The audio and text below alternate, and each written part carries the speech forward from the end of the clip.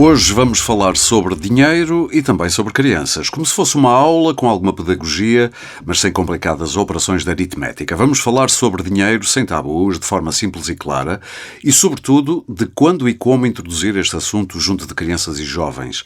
Como se sabe, o público mais exigente de todos. E qual é a melhor idade para se falar abertamente sobre este tema com os grandes consumidores e investidores do futuro? Educar as crianças e os jovens para poupar, gastar e investir o seu dinheiro é tão importante como a sua formação académica. É um investimento no seu futuro financeiro, oferecendo-lhes as ferramentas necessárias para tomarem decisões informadas e responsáveis ao longo da vida adulta. E o exemplo começa em casa. A forma como os pais se relacionam com o dinheiro tem influência direta na forma como educam financeiramente os filhos, mas devemos falar-lhes abertamente sobre dinheiro, um assunto que tendemos a abafar nas conversas familiares e o qual muitos adultos não dominam pela falta crónica de literacia financeira nacional? Devemos incutir-lhes desde cedo a poupança? Como ensiná-los a poupar? Devemos dar mesadas ou semanadas para que saibam gerir o seu dinheiro? Devemos aproximá-los dos sistemas financeiros, sejam físicos ou virtuais, desde cedo? Muitas perguntas para hoje. Eu sou o Aurélio Gomes e hoje aqui no Pode Pensar, o podcast Ideias para Consumir da DEC Proteste, vou refletir sobre estas questões com os meus convidados. Tenho comigo António Ribeiro, é economista e analista financeiro de produtos de poupança da DEC Proteste, e também Cristina Judas, engenheira química, mas não é nesta capacidade que está aqui, ela já vai explicar. É especialista em literacia financeira infantil e fundadora do projeto Hey Money. Apesar de ter um trema no O, é assim que se diz, não é, Cristina? Exatamente. Hey Money. E eu começava já por si, Cristina. Isto é um pouco como a necessidade aguçou o engenho em termos da sua história pessoal. Quer contar-nos porque é que despertou para este assunto da literacia financeira para crianças e jovens? Pegando até no início do podcast, tem exatamente a ver com o tabu que é instituído nas famílias de não se falar de dinheiro. Sim. É uma coisa cultural, não é? É uma coisa cultural. Eu costumo dizer que é importante nós começarmos a elevar o nosso nível de consciência para que, no limite, a gente consiga quebrar o ciclo que nos foi imposto. Em várias áreas da vida, sendo que na área financeira também tem que existir, ou temos que quebrar esses tabus. Sim. Porque é que a educação financeira, e principalmente a educação financeira infantil, começou a ser tão importante para mim? Porque eu sou vítima da falta de literacia financeira dos pais. Eu venho de uma família tipicamente até abastada para a época, portanto vivia muito acima da média nacional, sou a quinta filha, portanto a caçula lá de casa, e onde nós não tínhamos qualquer tipo de problema financeiro, mas também não havia conversas propriamente acerca deste tema. Nem se conversava sobre isso. Não se conversava. Sim. Aliás, o assunto do dinheiro é sempre um assunto touchy, é um assunto Exatamente. sensível nas conversas. As pessoas não gostam muito de falar de dinheiro, seja em contexto for. E foi exatamente isso, ou seja, o que é que aconteceu? Aos meus 17 anos, eu entrei para a faculdade com 17 anos, porque sou condicionada, não é? Portanto, não sei se hoje em dia os miúdos ainda são condicionados, mas julgo que sim. Portanto, ou seja, quem faz aniversário ali até ao final de setembro, princípio de outubro, Também. que era o meu caso, nós poderíamos entrar mais cedo, e por isso eu entro para a universidade com 17 anos. E o que é que acontece? Acontece que é nesse ano que eu fico a saber que os meus pais tinham perdido todo o seu património. Uma coisa que era completamente impensável, tendo em conta aquilo que existia na família, mas que, como é óbvio, um património não se perde de um dia para o outro. O que é que sucedeu? Já existiam problemas financeiros, muito provavelmente há vários meses, há vários anos até, mas era um tema que não ia sendo falado. E como havia património, ia-se consumindo esse património na perspectiva ou na esperança de que o problema que levou a isso se resolvesse. Sim. A realidade é que ele não se resolveu e eu cheguei aos 17 anos para entrar para a universidade, e eu sempre estudei em escolas públicas, e nem sequer haviam 300 euros, porque à época pagava-se 300 euros de propinas, para que eu fosse para a universidade. Isso foi um choque tremendo? Foi um choque tremendo, porque estamos a falar de uma adolescente, não é? Tinha 17 anos à época, em que vivia numa bolha, como eu costumo dizer, não é? É verdade, tinha mesada ou semanada? E eu nem sequer tinha semanada nem mesada. Portanto, Era uma coisa que era gerida como hoje em dia a gente chama, que era o pai banco e a mãe banco. Ao pai, dá-me dinheiro que eu preciso. Era preciso e, portanto, eram supridas as necessidades e os desejos dessa forma. Mas é precisamente através de uma mesada que me é oferecida por um tio meu, para eu poder fazer a universidade, onde me foram impostas regras, que eu acabo por despertar para esta realidade das finanças pessoais. Portanto, eu costumo dizer que podia ter sido um drama na vida, mas na realidade despertou-me aqui para perceber melhor o que era isto. Porquê? Porque obviamente a gente aprende, como todos nós aprendemos por tentativa e erro. Mas disse 300 euros mensais? 300 euros mensais. Para dar para quê? Para tudo. Oh. Estamos a falar de anos 90? Estamos a falar, eu entrei para a universidade em 1998. Já na altura era muito pouco dinheiro, Muito apesar pouco de ser dinheiro. Contos na altura, salvo erro ainda. Não, já era euros, portanto já era euros. Okay. Não, nessa altura não era, não. Portanto, era o equivalente a 300 euros. Foi logo a seguir. Exatamente, foi em 2002 que nós passamos. Sim, exatamente. Em 2001 e depois para 2002 é que ficou oficial, tivemos ali o período de transição. Portanto, ainda era em contos, exatamente. Mas é o equivalente a 300 euros. Mas era o equivalente a 300 euros. Já na altura era muito pouco dinheiro. Era muito pouco dinheiro. E a realidade é que, assim, obviamente eu dormia em casa dos meus pais e alimentava-me em casa dos meus pais, mas quando estas coisas acontecem, e é um choque nas famílias, aquilo que o nosso comportamento humano faz é tentar preservar também ao máximo os meus pais, porque isto é uma dor profunda, não é? Claro. Eu hoje sou mãe e não quero imaginar o que é eu ter que chegar ao pé de um filho meu e dizer que eu não lhe consigo suprir aquilo que para nós era uma necessidade, que é a educação. Sim. Não é? Eu não consigo imaginar. Imagino que isso também tenha ajudado a querer especializar-te nisto, não querer dar esse destino aos seus filhos. Mas só para eu perceber um pouco melhor, teve que aprender muito depressa a gerir dinheiro quando não tinha experiência nenhuma? Zero. Aliás, tive que falir. Não é? Porque normalmente literalmente tive que falir porque eu nunca tinha tido a experiência de ter que gerir qualquer tipo de orçamento, portanto eu passei a ter um orçamento e tinha que o saber gerir quando eu não fazia ideia, e então claro que aconteceu. Os primeiros meses foram de bater na cabeça na parede. Foram complicados porque eu às vezes achava que ainda chegava e depois já não chegava, ou porque depois aparecia a bendita da despesa inesperada e tinha que ser paga, e portanto houve várias vezes momentos... É assim, eu não passei necessidades, mas foram momentos difíceis, não é? Para uma miúda, ansiedade, claro. Muita ansiedade, preocupação, porque depois também não queria preocupar os meus pais. Ao fim e ao cabo, eu também vivi ali um pequeno ciclo daquilo que eles muito provavelmente viveram para não preocupar os filhos, não é? Depois também não queria ser uma preocupação para os pais, um peso. Eu senti muitas vezes que até já estava a ser um peso e, portanto, eu tinha que conseguir gerir aqueles 300 euros de maneira a que eu nunca tivesse que pedir nada aos meus pais. Os anos passaram e felizmente eu consegui fazer a universidade, porque uma das regras era eu tinha 5 anos imprescindíveis para fazer aquele regra do tio que emprestou dinheiro. A regra do tio era 5 anos, 300 euros por mês, nem mais o euro. Isto é pré-Bolonha, portanto na altura os cursos tinham 5 anos. Nem exatamente. Mais um dia, nem mais um euro. Eu lembro perfeitamente bem desta frase. Nem mais um dia, nem mais um euro. E não era um euro, mas era um escudo. Mas funcionou. E funcionou. E depois primeiro emprego. Eu comecei a trabalhar inclusivamente antes de acabar a universidade. Eu comecei a trabalhar nos verões para conseguir também ter aqui, lá está, um rendimento extra. E comecei a trabalhar antes de concluir o curso. Portanto, 6 meses antes de concluir o curso, eu entro num processo de recrutamento numa grande construtora. Sim. E portanto, e foi muito engraçado porque na altura havia aquelas bolsas de primeiro emprego que era... Sim, eu lembro-me. Que o Estado subsidiava às empresas sim. E eu lembro perfeitamente na altura eu tinham ia receber benefícios fiscais. E eu lembro na altura eu passei a receber o equivalente a 350 euros e tiveste um aumento de 50 euros, mas na realidade aumentaram as despesas também. Porque claro. eu os impostos também. Eu antes para ir para a universidade não precisava de ir todos os dias, claro. E ou seja, já fazia essa gestão e para o trabalho eu tinha que ir todos os dias. Portanto, e ainda tinha a despesa. Transportes. Exatamente. Sim. Portanto, mas a coisa deu-se, como eu costumo dizer, e a primeira coisa que eu fiz quando comecei a trabalhar e ganhar o meu primeiro salário foi um PPR. Portanto, eu tive essa primeira clareza. Que seguia um conselho que poderia ser dado pela DEC Protege. Isso com que idade? Eu comecei a trabalhar, tinha 23. E, portanto, o meu PPR, que ainda hoje ainda tenho outros, felizmente, mas tenho esse PPR, foi eu que fiz pela primeira vez aos 23 anos. Pronto, porque lá já fiquei com esta clareza de que claro.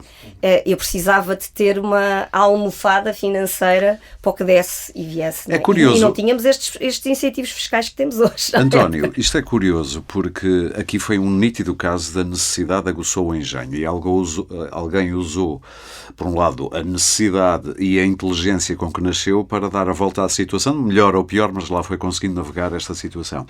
Por um lado, isto podia ser um caso poderia ter aparecido na DEC Proteste de pedido de ajuda. Aparecem-vos muitos, imagino. Sim, aliás. Casos destes. Destes nem tanto, porque as pessoas nessa idade não se preocupam ainda com a reforma. Mas os pais da Cristina podiam ter... Sim, perfeitamente. Meu Deus, estamos na bancarrota, basicamente. Mas é engraçado porque o exemplo encaixa perfeitamente no nosso conselho atual, que é fazer o PPR o mais cedo possível. Por isso é que eu me lembrei de juntar a tua conversa a esta, exatamente. É daqueles conselhos que eu gostaria que me tivessem dado quando eu comecei a trabalhar.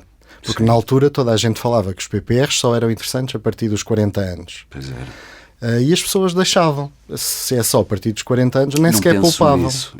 E nem sequer poupavam. Só que quando se dizia que era para os 40 anos, era por causa do benefício fiscal. Porque mais valia aplicar noutros produtos e não num PPR naquela altura. Mas era para aplicar na mesma noutros. Sim. Só que as pessoas não entenderam assim. E então deixavam a poupança para a reforma só para mais tarde. Sim. E foi um erro. Claro.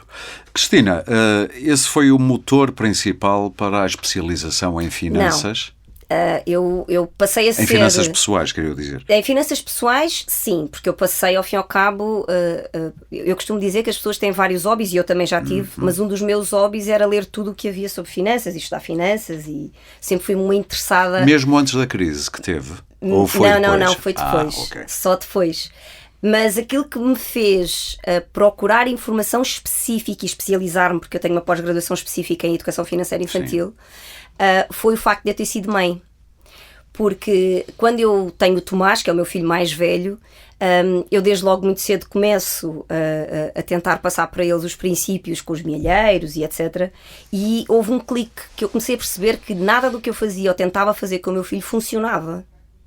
E eu tenho uma clareza, ou não, mas tenho uma coisa para mim que diga assim: se eu não estou a ter o resultado que eu quero, de certeza absoluta que me falta aqui qualquer conhecimento ou qualquer estratégia. Sim. Portanto, eu tenho que ir procurar este conhecimento. Eu estou a fazer qualquer coisa errada.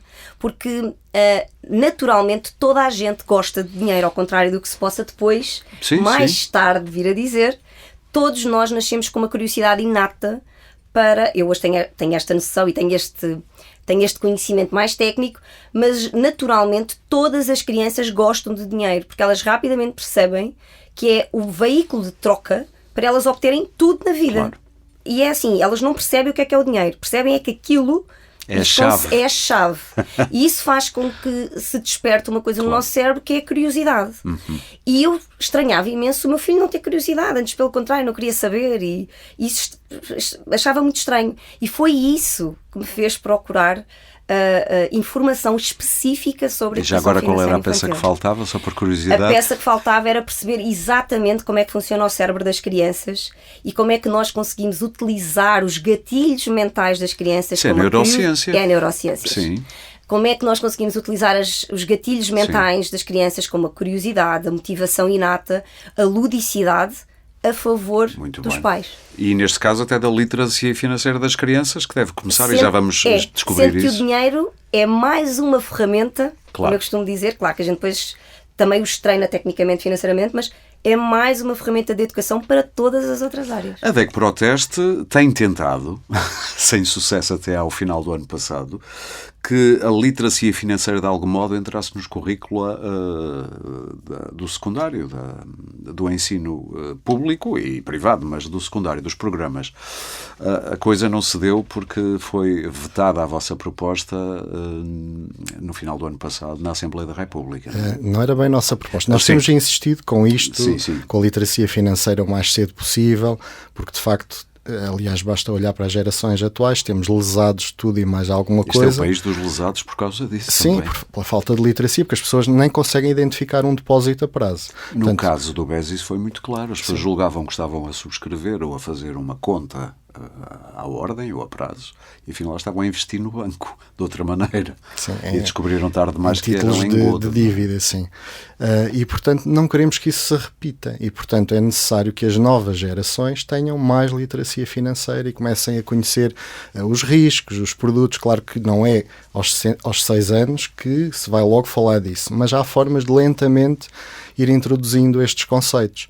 de poupança, de porque é que é importante poupar, o mielheiro que se perdeu um bocadinho ao longo do tempo, mas eu lembro-me de quando eu era criança, ainda hoje tenho lá um mielheiro em casa, que era, se calhar há muita gente que ainda se lembra do CPP, que eram em forma de casa, porque era um banco dedicado ao crédito imobiliário. Eu sou mais velho, no meu tempo era só porquinhos, quase.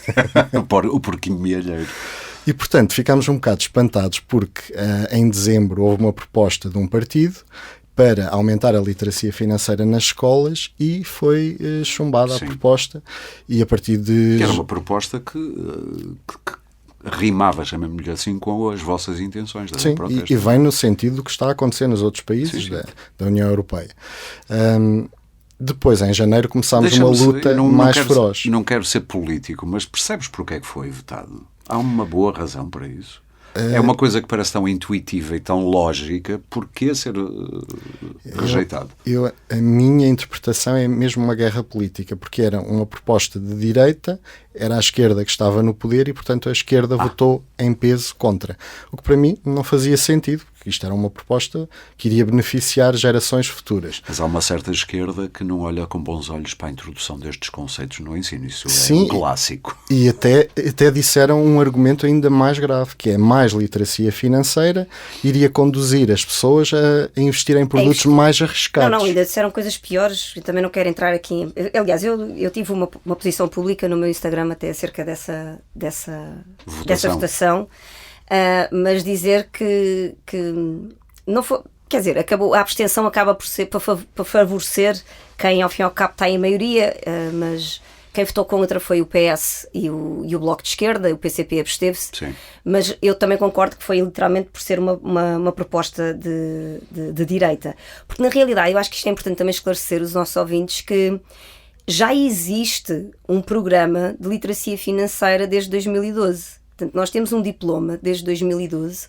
que propõe um... Mas não está regulamentado. A questão é... Ele está regulamentado, está. A questão é que aquilo que ficou é uma disciplina que pode ser dada ao abrigo da disciplina de cidadania. Okay. Onde existem tantas outras matérias, como a área de projeto, a educação sexual, existem N... No limite pode nunca ser abordado o assunto. Porquê? E é tão simples quanto aquilo que tudo nós estamos aqui a falar. Nós vamos falar daquilo que nós nos sentimos, nós professores, daquilo em que nós nos sentimos capacitados e à vontade para fazer. A maior parte dos professores tem problemas financeiros. Eu ia perguntar isso depois ao António também. Como é que vão explicar a crianças, com a agravante de estarem a incutir crenças completamente negativas ou limitantes, eu gosto mais de lhe chamar crenças limitantes, nas crianças, não é?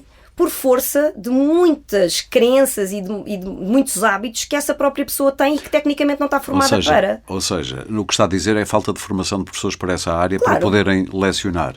Tu estavas a dar um argumento, António, interessante, que é o argumento era de que pessoas que saibam um pouco de conceitos de literacia financeira vão fazer coisas mais arriscadas com o seu dinheiro, é isso? Pois é, de facto, a proposta, o argumento foi do Bloco de Esquerda que dizia... o melhor é mantermos as pessoas muito na ignorância. Ignorantes e, portanto... E serem enganadas pelos bancos como foram pelo BES. E colocarem sempre o dinheiro em depósitos, que vai perdendo valor, e pronto, e não saímos disto quando é exatamente o contrário do que deve ser feito. E pior, porque o argumento à época era de que quem tinha a obrigatoriedade de zelar pelo dinheiro das pessoas é o Estado. Quer dizer, eu não vou fazer comentários porque eu acho que isto é... Pronto, são visões da sociedade, que tudo bem, mas eu percebo. Já agora, relativamente ao Estado, vou pegar em mais um exemplo. É que... E não me cabe a mim estar aqui a fazer julgamentos, mas é por isso que eu disse isto. É que aos políticos também caberia alertar para problemas futuros, para evitarmos erros. Por exemplo, um dos grandes erros, um dos grandes problemas neste momento é o corte nas pensões da reforma no futuro. Sim. E não vemos nenhum político alertar e chamar a atenção para isso, porque isso é para eles a longo prazo. Portanto, as previsões da Comissão Europeia é para a partir de 2050, um corte de 60%, superior até a 60%. Ou seja, quem entrar no mercado hoje, quando pensar em ter uma reforma, vai ter menos de metade do que é hoje pago, é isso que Exato, está a dizer, a partir de 2050 as previsões é 38,5% do último salário. Isto é muito pouco. Os políticos têm o dever de alertar as pessoas e as gerações atuais que estão a pagar as reformas de se precaverem, para não serem surpreendidos. Quer-me parecer, isto pode também parecer um lugar comum, mas é muito a educação para o aqui e agora, não são muito treinados para... O ser humano intuitivamente já é assim. Sim, claro. Agora, se for incentivado... O que acontece é que nós estamos numa sociedade altamente acelerada, onde o consumo é altamente incentivado, e o consumo a todos os níveis. Sim. Não vamos mais longe, nós temos, não quer dizer aqui marcas, mas nós temos marcas de grandes apostas, todos os dias a aparecer na televisão. E quando souber os dramas que isso... Não é? E quando souber os dramas que... Porque depois vamos pedir um crédito e vamos a um departamento de análise de risco de um banco e metade do extrato são 5 euros aqui, e quando acumulamos, e quando somamos aquilo tudo são 500 e 600 euros que foram num mês. Em apostas online. Sim, não é? Sim, e, portanto, há um incentivo gigante, não só para isto, como também para um consumo rápido, não é? Sim. Quando nós já temos uma predisposição para o agora e não adiar a nossa gratificação. Mas isso também, pegando aqui na questão das reformas, é também muito relevante. Eu sinceramente acho que nós vamos caminhar para uma situação tal e qual como existe hoje atualmente, com o teto máximo do Fundo de Desemprego. Sim. Sinceramente, eu acho que, infelizmente, acho que vai ser mais grave. Há países onde há limites superiores às reformas. Vai ser mais grave ainda do que aquilo que se diz hoje, que é mas é a previsão. Daqui em 2050 vamos ter 38,5% do último salário que recebemos. Eu acho que vamos chegar ao ridículo de termos um teto de, como temos agora, de 1.100 e qualquer coisa euros do Fundo de Desemprego. Do Fundo de Desemprego, independentemente daquilo que a pessoa recebe. Para evitar isso, é bom começarmos a pensar no futuro cedo. Cristina, quando é que devemos, segundo o que sabe da sua formação, começar a falar de dinheiro com as crianças? Há uma idade, há uma meta a partir da qual se... assim, nós começamos a falar... A realidade é que nós podemos começar a educar financeiramente os nossos filhos, e esta parte é sempre a parte mais engraçada de ver a cara das pessoas, aos 0 anos. Porque dos 0 aos 2, nós vamos começar a trabalhar uma coisa que é essencial, que é a parte emocional. É o quê? São as escolhas. E como é que fazemos isto? Com os brinquedos, ou brinca com este, ou brinca com aquele. Nós intuitivamente já fazemos isto, mas eu costumo dizer que nós temos que passar, quando entramos em contacto com a educação financeira infantil, nós passamos a fazer tudo de forma muito mais intencional. Para eles continua a ser uma brincadeira, para nós as brincadeiras passam a ser intencionais, com um propósito. Mas oficialmente... Não devemos distrair-nos. Oficialmente, podemos distrair, obviamente, e aquilo é suposto ser lúdico e criar estes momentos, mas aproveitar, lá está, os momentos lúdicos dos nossos filhos para começar a introduzir conceitos. Eu não tenho a noção de que hoje os pais querem o filho entretido no ecrã, mas eu e não estão nem sequer ali misturados. Até uma frase que não é minha, é de Samitiba, um psicólogo brasileiro, que diz que criar filhos é fácil, educar é que é mais difícil. Sim. Não é? E portanto aí as pessoas vão ter que fazer uma escolha, como tudo na vida é tudo uma decisão. Mas eu costumo dizer que há uma frase que é a frase passaporte para nós começarmos, é o primeiro sinal de que os nossos filhos estão preparados para a gente começar a falar de dinheiro. É quando vem a bendita da frase do mãe compra-me isto ou mãe quero isto, que normalmente acontece ali entre os 2 e os 3 anos de idade. Eles não têm a noção do valor do dinheiro, mas sabem que a mãe pode providenciar. Perceberam claramente que há uma moeda de troca, que é através da entrega do dinheiro que eles conseguem trazer para casa o brinquedo, a comida, a roupa, o gelado. Portanto, é a partir desse momento que nós podemos começar a ser intencionais com o dinheiro. E podemos começar de uma forma muito simples, a deixá-los pagar o pão, a deixá-los brincar com moedas, supervisionada, obviamente, ter muita atenção às frases que usamos, porque nós temos tendencialmente nessa fase da vida de dizer o dinheiro é sujo, não mexas que o dinheiro é sujo. Eu costumo dizer que é óbvio que aquilo que nós queremos dizer aos nossos filhos é o dinheiro é sujo porque anda de mão em mão, cai no chão, então digam. Sim. Porque a noção de sujidade para uma criança dessa idade, qual é que é? É a fralda suja, é o ir à casa de banho, é o ser limpo. É assim que são implantadas. É quase psicanalítico. Mas é assim que são implantadas no nosso cérebro as crenças, não é? A crença não é mais do que uma verdade absoluta para nós. Ou seja, podes mexer no dinheiro, mas lava as mãozinhas depois. Lava as mãos depois, Sim, ou seja, explicar, não é? Na prática é explicar. E isso é o primeiro contacto com o dinheiro. Certo. E depois, noções mais sofisticadas, como 5, 6 anos. 5, 6 anos. Com as tais mesadas ou semanadas, já agora? Semanadas. Porquê? Semanadas, ok. Porque o período, as crianças têm um conceito de tempo ainda muito limitado. Não é? É importante, lá está a questão de é muito importante, se os pais perceberem o princípio de funcionamento do cérebro dos filhos, fica tudo muito mais simples e claro. E para todas as áreas. Sim. O cérebro de um adulto ou de um jovem só está totalmente formado aos 24, 25 anos. Significa que durante toda a primeira infância a noção de tempo é muito limitada e as pessoas conseguem ver isto como?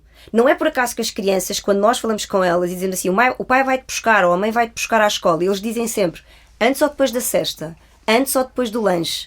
Porquê? Porque eles balizam o tempo consoante a sua rotina. O que é que isto quer dizer? Eu não posso ter períodos temporais de um mês, porque eles não sabem o que é um mês. Mesmo uma semana é um período longo para uma criança de 5, 6 anos. Sim, sim. Então, quanto mais curto for este tempo, para além de me dar a hipótese a mim, enquanto educador, de intervir mais vezes e, portanto, afinar a rota mais vezes durante o mês, a noção temporal deles é mais curta e mais tangível. Portanto, semanada. Semanada. É mais... Nós vemos isso, a noção do tempo. Todos nós temos... Quanto mais velhos ficamos, 10 anos... Já na minha idade parece que foi ontem. Para uma criança, 10 anos, não há noção sequer do que é, porque é muito mais do que o tempo de vida dela. Exatamente. Eu há pouco esqueci-me de perguntar-te, António, acerca ainda do projeto de literacia para as escolas. Sabes se há novas iniciativas agora que mudou o governo, mudou a Assembleia? Sim. Aliás, parece que o Conselho Europeu ouve as nossas propostas e o governo não. Para grande irritação de alguns partidos, provavelmente. Porque em maio surgiu uma recomendação do Conselho Europeu, da Comissão Europeia, precisamente a pedir aos países, aos vários Estados-membros, para começarem a literacia financeira a partir dos 6 anos. Confere. E com várias propostas, até dá vários exemplos, e também pedir à sociedade em geral, organizações, as empresas, para tudo o que possam ter de iniciativas para fomentar a literacia dos mais novos. Isto vem no sentido das medidas que já tínhamos pedido, e agora vamos ver como é que o governo atual vai reagir a esta recomendação. Se bem que o governo atual precisa de votos, não é? Sim. Porque é minoritário, é só por isso. Chegam-vos muitos pedidos de pais interessados em saber como introduzir o assunto das questões financeiras junto da Perol? Chegam-vos pedidos ou o que vos chega é outra coisa? Não chegam assim diretamente pedidos, mas nós publicamos anualmente vários artigos com conselhos de como se devem aplicar as poupanças das crianças. Aliás, agora, neste mês, em junho, publicámos um artigo precisamente sobre isso, por causa do Dia Mundial da Criança, porque normalmente as pessoas aplicam o dinheiro das crianças numa conta poupança. Os bancos até têm contas poupança específicas para as crianças. Só que estas contas, além de renderem muito pouco, existem quase 20 no mercado nacional e rendem entre 0, porque algumas dão mesmo 0, e depois há outra, por exemplo, a que rende mais, que é 5% brutos. Parece uma taxa boa. Deixa-me só interromper-te. Uma conta que dá 0 é apenas um milheiro. Podemos tê-lo em casa. Podemos tê-lo em casa, perfeitamente. Não, e com a agravante que não faz aquilo que é suposto fazer um milheiro. Que é essa a parte que as pessoas muitas vezes também não... Que é visível o assim, dinheiro. As crianças precisam de coisas tangíveis. Ainda são muito ligadas ao objetivo. É a questão do visual, não é? Claro. Portanto, se eu tiver o milheiro em casa, se Eles ele for transparente, Exatamente. se ele ainda por cima o milheiro for acessível, em que eles possam ver o dinheiro deles a crescer, quer dizer, estamos a pôr, lá está, os nossos neurotransmissores a funcionar para eles. As dopaminas natural, e por aí fora. Um estímulo próprio, a própria criança estimula-se sozinha a querer juntar mais para atingir o seu objetivo. Enquanto que no banco é uma coisa, quer dizer, eles muitas vezes nem sabem o que é um banco. Claro. Mas essas contas tinham esse lado, que é dar 0. Sim, algumas dão 0 e depois a que dá mais, 5%, não vou dizer qual é o banco, mas é fácil as pessoas consultarem. 5% brutos. 5% claro. brutos, mas mesmo aí até é uma taxa boa. A questão é que depois pede condições especiais aos pais para subscreverem em fundos de investimento ou noutros produtos. E além disso, só pode colocar um determinado montante naquela conta. Pois. Portanto, aquilo funciona mais como uma estratégia de marketing e de publicidade, que é, temos aqui uma conta que dá 5%, mas só pode aplicar, por exemplo, até 1.000 euros. Isso é um bom exemplo daquilo que há pouco dizias. Temos todo um negócio financeiro em Portugal muito montado. Eu não sei se é intencional, mas imagino que haja aqui influências, para não dizer intenções, mas que se baseia na iliteracia das pessoas. Completamente. Claro, completamente. Vendem-nos coisas parvas e nós achamos, é uma conta poupança, que dá 0. Não, e ainda por cima, porque é assim, eu acho que às vezes também é preciso todos terem esta noção, que é assim, o que é um banco? Como é que foi constituída a questão bancária? Foi na base da confiança. Pois é. Certo? Eu confio como guarda o dinheiro. Portanto, todo o sistema bancário, todo o sistema monetário é construído no princípio mais elementar da confiança entre as partes. E durante muitos anos foi preciso construir esta confiança também no mercado português, obviamente já tem muitos anos, mas de que o dinheiro é um sítio... o banco.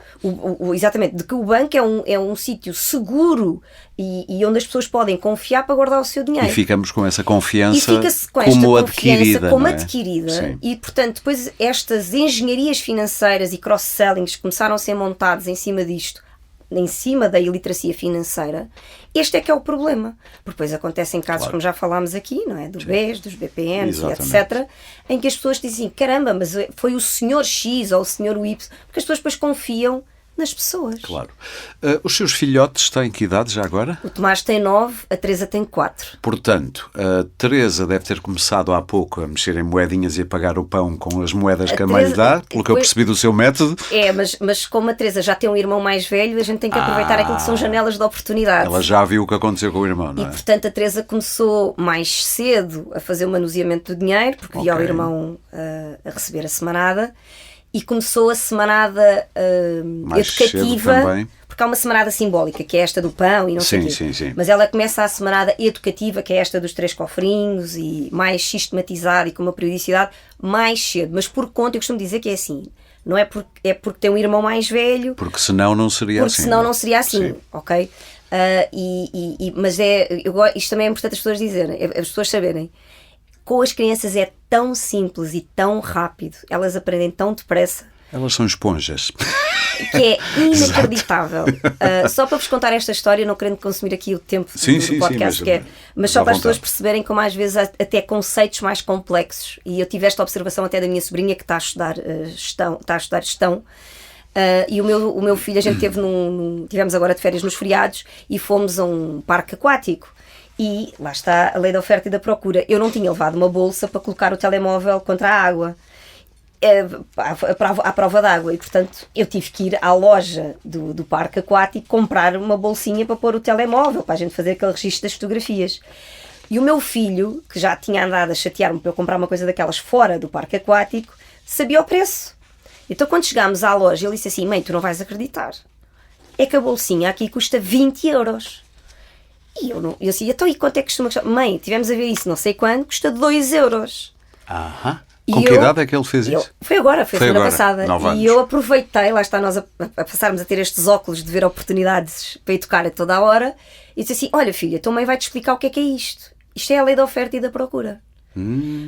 E depois expliquei-lhe na prática porque é que lá era mais caro. E ele percebeu na hora. Sim. Ele percebeu na hora. Claro. E depois conseguiu até fazer o seu próprio... Aqui há muita gente à procura, toda a gente vai subir o preço, porque há muita procura, claro.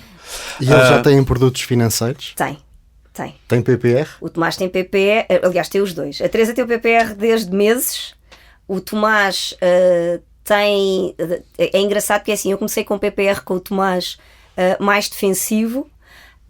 E nota-se a diferença nas carteiras. A Teresa fez logo um PPR 100% exposto a ações e no Tomás eu tinha uma carteira mais defensiva e é engraçado. Deixe-me só explicar para quem nos está a ouvir, o 100% exposto a ações até é mais recomendado porque tem mais rendimento. É o exemplo perfeito. Eu não sabia que o exemplo encaixava tão bem nos nossos conceitos. É que nós fizemos um sobre literacia financeira não há muitos meses, também com o António, e esse era uma das recomendações. Mas para explicar que eles têm 5 anos de diferença, portanto o Tomás está com 9, a Teresa está com 4 e como eu estava a explicar, o Tomás, eu comecei com um PPR mais defensivo para o Tomás e só quando faço o da Teresa com 100% exposto a ações, portanto ela com meses, com meses, nem sei se já tinha um mês quando a gente o constituiu. Eu faço a alteração do PPR do Tomás e é engraçado como a gente consegue ver que a diferença de 5 anos é assim, é óbvio que o Tomás em termos de valor absoluto tem mais dinheiro do que a Teresa, mas em termos de rentabilidade a Teresa tem muito mais do que o Tomás. Sim, com 5 anos de diferença. Sim. E com o mesmo valor, com o mesmo aporte que eu faço mensal. Já agora, isso é dinheiro que lhes será entregue quando, como? É assim, há várias maneiras depois de fazer isto. No meu caso, os PPRs têm meu nome e eu depois posso passar para eles, porque é possível fazer... Endossá-lo, vá. É possível... Não sei se é a palavra, mas... É possível abrir PPRs, ou até há relativamente pouco tempo era, agora acho que a entidade que fazia até não consegue, em nome da própria criança. No caso dos fundos, as crianças podem fazer o PPR no nome deles. No caso dos seguros, não, porque é um seguro e um menor... Mas os meus fundos, os meus são fundos. Mas eu fiz em meu nome. É óbvio que eu confio no processo e, portanto, eu estou a ensinar os meus filhos a guiar o carro para depois lhes passar para as mãos. Agora, se isto vai ser aos 18, aos 20, aos 21... Ainda é uma decisão ainda não tomei essa decisão, mas eu, é assim, pelo caminho do Tomás, eu acredito que ele rapidamente vai começar... Aliás, posso-vos dizer que o Tomás, neste momento, já tem ações... Uma ação que ele quis escolher e que eu lhe deixei comprar. E ele tem noção do conceito e percebe... Ele começa neste momento a perceber que é dono de uma pequena parte de uma empresa. É óbvio que ele achava que isso lhe daria acesso. Eu posso dizer aqui que não é uma recomendação, mas obviamente que... Mas eu acho que achou que podia entrar por lá dentro e... Achou que podia passar a entrar naquele sítio porque era dono daquele És dono talvez de um 10º de um tijolo da empresa. Por aí, mas eu acho que era esta... E também dar esta questão aos pais, que é assim, a gente costuma dizer, eu acho que eu sigo a DEC, como é óbvio, nós costumamos dizer que é assim, os pais, se quiserem começarem a fazer estas coisas com os filhos, comecem mesmo com pequenas quantias, porque a gente costuma dizer que então comecem com dinheiro que possam perder, não é? Quando estamos a falar já dos mercados bolsistas. E foi isso que eu fiz com o Tomás, que é assim, ele vai escolher a ação, obviamente ainda sem ter noções do que é uma análise fundamental, de uma análise técnica, etc, porque neste momento não é isso que interessa. Até se correr mal, eu diria, se houver um percalço, pode ser uma grande lição. Eu costumo dizer que a maior alegria que eu vou ter na minha vida, e por acaso já aconteceu uma má compra, é quando o meu filho falir enquanto a gente estiver neste processo de educação financeira. E que ele tem uma almofada que o protege e não fica desprotegido. Porquê? Porque é nos erros que nós aprendemos. Claro. E por isso o facto de a gente educar financeiramente os nossos filhos, darmos-lhes dinheiro para eles gerirem, dá-lhes a oportunidade de eles errarem, perceberem que errar faz parte, de reajustarem a rota e quando chegarem aos 18 anos já saberem. Sim, até para não terem excessos de confiança, que às vezes também são contraproducentes. Aurélio, deixa-me só fazer. Já agora aproveito aqui o exemplo que é excelente. É excelente. E que ilustra bem os conselhos que tenho escrito nos últimos... Há muitos anos já. Há muitos anos, sim. Eu vou-te lendo. É que para as crianças... Normalmente as pessoas pensam sempre, ok, então um PPR, quando começa a trabalhar... seria excelente na casa dos 20 anos, mas melhor ainda é os pais fazerem um PPR para os filhos. É verdade que não podem usufruir do benefício fiscal se estiver no nome dos filhos, porque eles não trabalham. Claro. Mas isso também pode ser uma vantagem, porque quando chegam aos 18 anos, por exemplo, ou aos 20 e tal, começam a trabalhar, ou antes de começar a trabalhar, podem resgatar o dinheiro todo porque não têm penalização nenhuma. Claro. E usar para outro fim qualquer. Podem ir estudar para outro país, podem comprar um carro. Pronto, é uma poupança na mesma como outra qualquer. Quando eu digo PPRs, podem ser também, por exemplo, fundos de ações. Funciona na mesma. Depois, a partir dessa idade, quando começarem a trabalhar, podem, então, os filhos começam a gerir o seu PPR e eles próprios a aplicar dinheiro.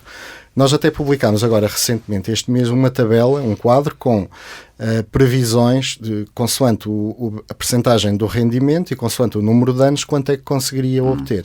Eu posso dizer que, por exemplo, a 67 anos de aplicação, ou seja, desde que nasce até à idade de reforma. Portanto, os pais faziam o PPR no início e depois os filhos continuavam.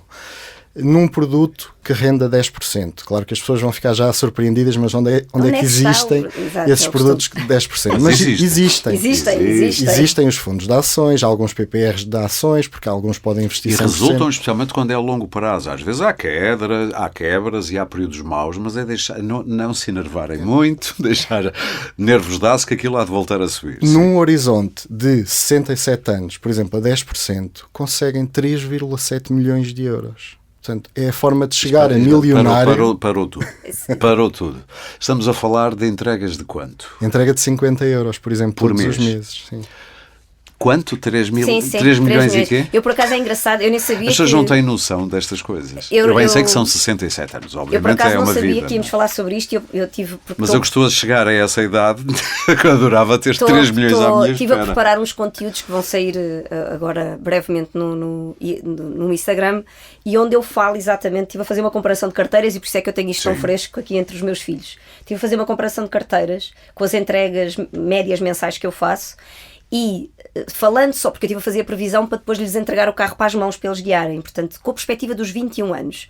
E para vocês terem uma ideia, a Teresa vai ter perto de 40 e tal mil euros, e o Tomás tem menos de 10 mil euros. Só por causa desses 5 daquela anos. questão que eu vos falei da diferença de ter uma carteira mais defensiva nos primeiros 5 anos e da Teresa não. São quanto? 5 mil euros de diferença? 10 mil. 10 mil euros de Perto diferença. de 10 mil. Sim. Isto é curioso porque isto chama-se o efeito de capitalização a longo prazo, e o Einstein é que dizia que a capitalização é a 8ª maravilha do mundo. Porque o que é a capitalização, ou os juros compostos? É o rendimento de um determinado período passa a ser integrado no capital no período seguinte e a render o dinheiro está a aumentar com os juros que vão ficando para trás, e portanto o juro ainda é maior. E por é juros sobre juros. O juro vai rendendo juro. E portanto, no longo prazo, isto tem um efeito exponencial. Lembra outra vez o número para acicatar aqui os assim 3 milhões e quanto? Eu vou-te dar o exemplo até mais específico, com vários números, e as pessoas podem consultar no artigo que este mês publicámos na Proteste Invest, na revista Carteira. Mês de junho. Mês de junho, sim.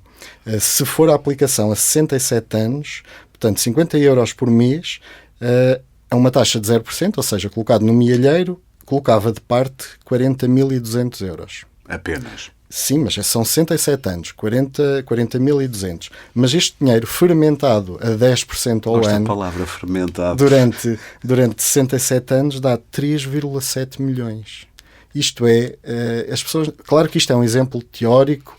Estamos a supor mas era que perfeitamente execuível. Estamos a supor que dá sempre 10%. A simulação que eu fiz foi um bocadinho mais conservadora e fiz a simulação a 7,5%, tendo em conta as variações que normalmente... Mesmo assim que seja 1 milhão e tal. Exatamente. Não, na tabela temos exemplos a 0, 1, 2, 5 e 10%.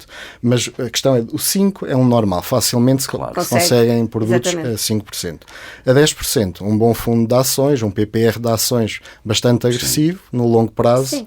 Claro que as pessoas ainda para mais este dinheiro vem numa altura em que começamos a ficar mais frágeis de saúde. E é isso que às vezes as pessoas também se esquecem. Vamos ter uma reforma, como diziam, que ia para aí menos de 60% do que recebíamos no último salário. Portanto, ter essa almofada numa altura mais frágil, em que normalmente por causa de motivos de saúde gastamos mais dinheiro, é a altura em que melhor nos sabem os confortozinhos que o dinheiro pode dar. Portanto, é bom pensar nisso. Sim, eu diria que o melhor conselho que os pais, ou uma das melhores coisas que podem fazer pelos filhos, sobretudo nas questões financeiras, é, em vez de uma conta poupança, procurar desde mais cedo possível amelhar pode ser 20 euros, 50, e num produto de ações. Só que os portugueses têm aqui um grande problema, é que são muito conservadores. E têm muito medo de ações. Fala-se em ações e as pessoas, não, tenho medo de perder tudo. É logo a primeira coisa que me dizem. E isto é muito engraçado, já agora só fazendo, como é que a gente planta isto? Só uma coisa muito rápida. Como é que as ações ficaram com tão má fama? Porque é um assunto corrente nas conversas. Quando eu falo de carteiras de ações, as pessoas dizem, não vou pôr o meu dinheiro nisso. Primeiro porque se fala em jogar nas ações, não é? Ainda temos esta questão. Essa palavra. E tem a ver com os ciclos, porque os ciclos sobem e descem, e as pessoas, como não pensam a longo prazo, pensam a curto prazo, vão levantar o dinheiro e depois dão conta que estão a perder. Eu acho que é assim, porque nós também temos uma economia muito pouco exposta. As empresas, e isto não é só em Portugal, é um bocadinho a nível europeu. Não temos assim tantas cotadas. Nós não temos tantas cotadas assim, não temos tantas empresas a capitalizarem-se. Um americano, para ele, é muito mais do senso comum poder contemplar a hipótese de jogar na bolsa do que nós. É uma realidade que não tem nada a ver. A capitalização das empresas faz quase toda pelo mercado e não através de empréstimos ou de obrigações. Quer dizer, obrigações já é uma forma também de... O nosso sempre está a esgotar-se. Não está esgotado, mas está a esgotar-se rapidamente. Eu queria também, porque deve haver do outro lado, isso é tudo muito bonito quando há dinheiro. Agora, eu ganho o salário mínimo. Tenho 2 filhas ou 2 filhos, ou não interessa, e chego ao fim do mês com quase nenhum, ou aquilo esgotou-se. É possível falar de poupança e literacia financeira? Ainda é mais essencial. Eu diria que sim, mas ainda é uma pergunta que queria deixar-vos. Sim. Começando eu pela minha parte, porque normalmente é uma das questões, uma objeção que eu tenho, não é? Isso é muito bom porque vocês têm dinheiro para poupar. E uma das coisas que eu gosto que as pessoas entendam é que é assim, não existe um sistema de mesadas. Existem pelo menos 9 tipos de mesadas diferentes. Isso é logo a primeira coisa. É logo a primeira coisa. E o que é que isto quer dizer? Quando nós estamos a falar, por exemplo, do dinheiro que é dado pelos familiares, a gente chama uma mesada de terceiros. Sim. Estamos a falar de uma mesada de empreendedora. É formas que eles têm de estimular a sua criatividade para gerarem dinheiro. No meu tempo eram as visitas à avó. É outra forma, ou seja, só aqui, por exemplo, sim, mesada de terceiros, mesada empreendedora, são formas de eles conseguirem gerar dinheiro, não é? Uhum. E podem, por exemplo, financiar a sua própria mesada. E existe a mesada poupança, que é, por exemplo, contribuir de forma, lá está, uma forma de criarem em família, de se falar de dinheiro, que é, se conseguimos reduzir a conta da luz, por exemplo, a mãe dá-te a diferença para a tua mesada. Isto é outra forma de nós começarmos a falar de dinheiro em casa, de financiarmos a mesada e de baixar as contas da luz.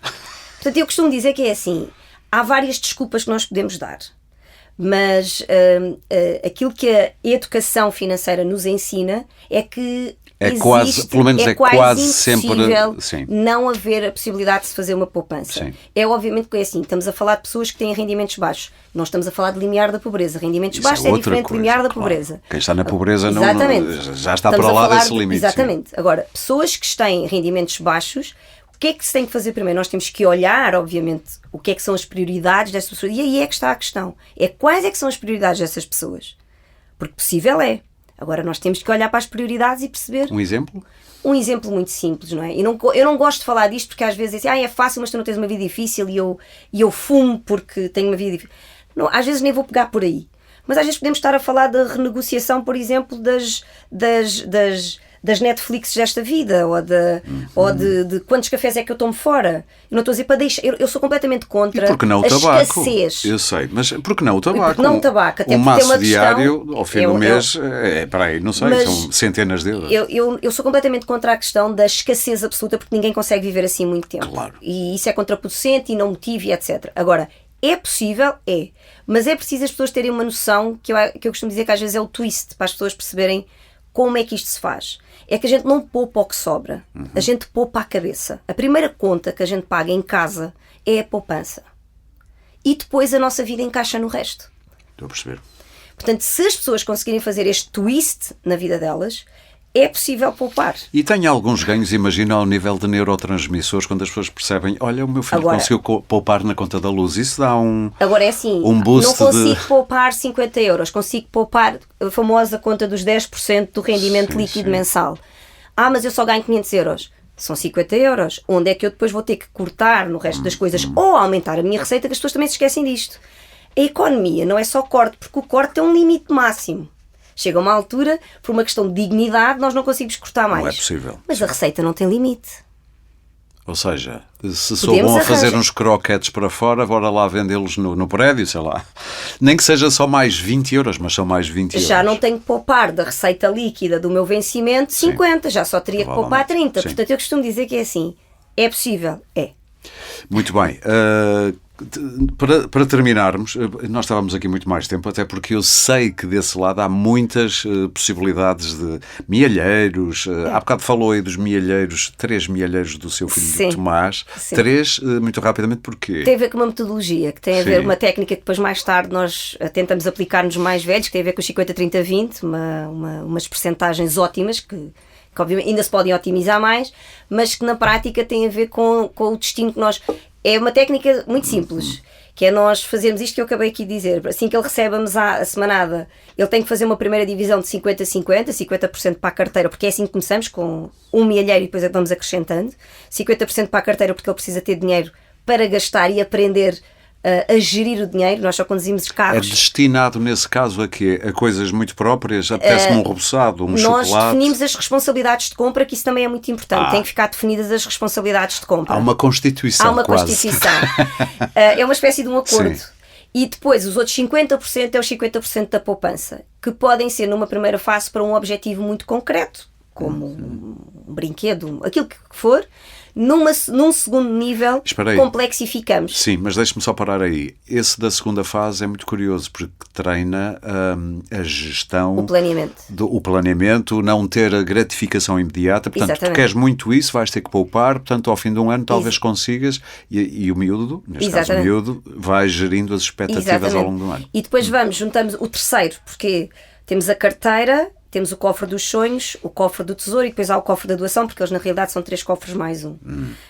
O cofre dos sonhos é para isto, portanto, para o brinquedo, para a camisola, para a experiência, para aquilo que for. O cofre do tesouro é o cofre que nós vamos eles vão começar a meter lá aquele dinheiro para depois perceberem que o dinheiro vai ficar a trabalhar para eles. E por isso é que se chama tesouro. Sempre dinheiro dado pelos pais. Sempre dinheiro dado pelos pais, pode ser também uma mesada de terceiros, que aqui o mais importante é nós estabelecermos esta espinha dorsal da divisão do dinheiro. E eles perceberem que todo o dinheiro que recebem tem que passar por este sistema de divisão. Gestão corrente, gestão de expectativas, sonhos, estou a perceber. E é muito engraçado que isto passa a ser completamente automatizado, não é? Por exemplo, o Tomás, que é o mais velho, já é quase imediato onde é que vai meter a moeda? Mas a mesma Teresa... mas nós também temos que ser intencionais. A Teresa não recebe 2 moedas para dividir em 4. Sim. Eu dou-lhe 4 moedas. Portanto, eu intencionalmente indico o caminho sem lhe o dizer. Estou a perceber. O Tomás já não precisa de fazer isto. Tem 9 anos, já passou pelo processo, já faz isto há alguns anos. Ela já tem a noção da diferença das moedas, não? Ela tem a noção... O que interessa é a quantidade de moedas. É a quantidade. Claro. Isso é muito importante. Quando se é muito criança, o que interessa é a quantidade. Um erro muito comum dos pais é trocar moedas por notas. Não façam isso. Eles não têm a noção de volume. Porque as moedas são muitas e para uma criança pequenina... Eles não têm a noção de volume, não é? Claro, e portanto uma nota não vale 0, porque por cima fica na mesa, enquanto as moedas... Mas pronto, isto já serviu para as pessoas perceberem que tipo de conselhos podem absorver... E há um mundo, não é? Do podcast, do Instagram... Tenho o podcast, tenho o Instagram, temos os nossos programas... Exatamente. Portanto, os nossos programas de formação para pais, temos vários níveis e pronto. Isto é tudo científico, vale a pena dizer, não é apenas uma influencer que foi fazer como é que se diz, um workshop de 5 horas. De todo, portanto eu tenho uma pós-graduação específica em Educação Financeira Infantil que tirei no Brasil. E pelo que sei também socorre-se de especialistas de várias áreas. Vários especialistas de várias áreas, portanto este programa que eu estou a falar, o Unlock Money, tem vários especialistas, tem especialistas desde a neurociência, programação neurolinguística, parentalidade consciente, parentalidade positiva, gestores de investimento. Isto não é gurus. Não, de todo. com muitas teorias. Aliás, eu sou engenheira, portanto a minha formação base é engenharia, portanto é difícil para mim não ter uma base científica. Então vamos arrumar isto. António, a DECO Proteste, para além disto, também sugere formas de os pais poderem intervir na gestão do futuro dinheiro das suas crianças e de como aplicar as coisas, chamemos-lhe em cofrezinhos ou em... Neste caso, vale a pena sublinhar, contas poupança não estão no vosso radar como uma boa opção, pois não? As contas poupança podem servir a muito curto prazo. Por exemplo, num ano para juntar algum dinheiro para começar a investir naquele produto. Porque às vezes há mínimos de subscrição que são exigidos e, portanto, pode funcionar. Mas são em casos muito restritos. Sim, pode durante um ano juntar o dinheiro através de uma conta poupança e depois, ao final do ano, transfere para e subscreve o outro produto. Já agora que estávamos a falar também de formação, quero dizer que a DECO até tem feito algumas sessões de esclarecimento para jovens. Por exemplo... em escolas, ainda no mês passado estivemos também em Salvaterra de Magos a falar para 100 alunos já na casa dos 15, 16 anos mais ou menos. Qual foi a sensação que tiveram?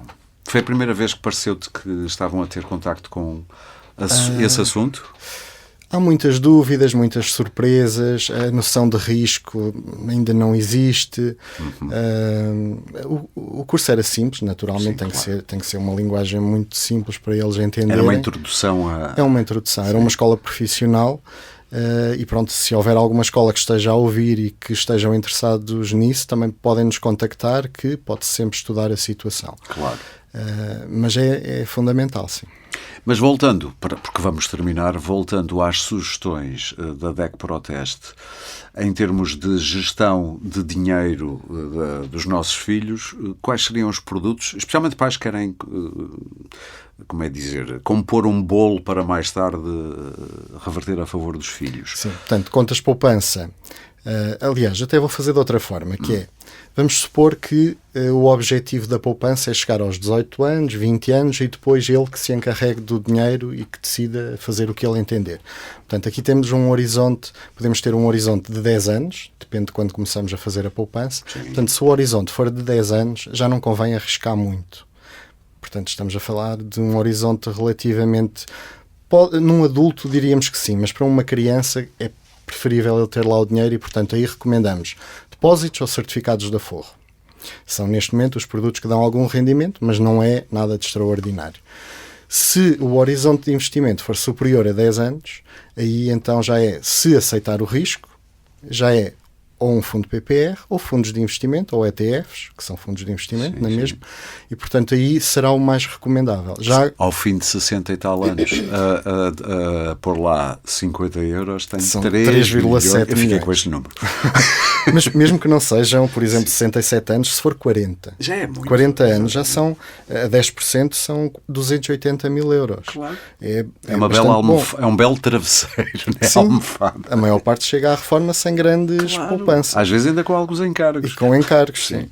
Com créditos, por exemplo, nas casas cada vez a idades até mais tardias, sim. As pessoas chegam à reforma... Tirando agora esta alteração que houve, não é? Há uns anos atrás, em que limitou novamente aqui a questão dos créditos aos 30 anos, 30, 35 anos. Sim. Mas até lá houve uma altura que faziam créditos a 40 e a 45 até aos 70 anos, sim. Portanto, as pessoas vão chegar à reforma e ainda vão ter reformas mais baixas e ainda a prestação da casa. Eu conheço pessoas que acabaram de pagar a casa aos 70 e muitos anos. E com um encargo ainda maior, que muitas vezes é quando a saúde também começa a falhar. Claro. E, portanto, para além da despesa da prestação da casa, também tem a despesa da saúde. Por isso é que eu há pouco dizia, porque a altura da reforma é quando a gente mais precisa de confortos e alguma largueza financeira, não é?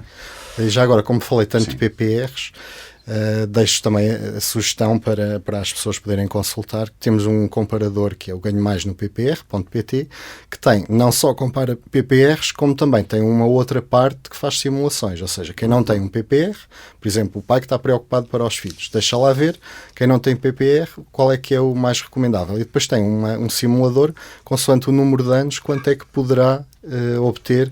Claro que é sempre supondo que dá este rendimento neste prazo. Pronto, é uma simulação. É uma simulação, é um cálculo teórico, mas é bom porque as pessoas precisam de ver os números para perceber que isto pode ser real e podem ganhar muito mais do que com um depósito a prazo. Isto foi muito esclarecedor. Para terminar, Cristina, um erro comum que detecta na educação financeira, quando ela existe, porque muitas vezes, a maior parte das vezes, nem existe educação financeira dos filhos e filhas por parte dos pais, mas quando existe, há assim algum erro que detecte muitas vezes e que lhe apeteça muito dizer, parem com isso. É um clássico, que é inevitável eu falar dele, porque é cultural. Sim.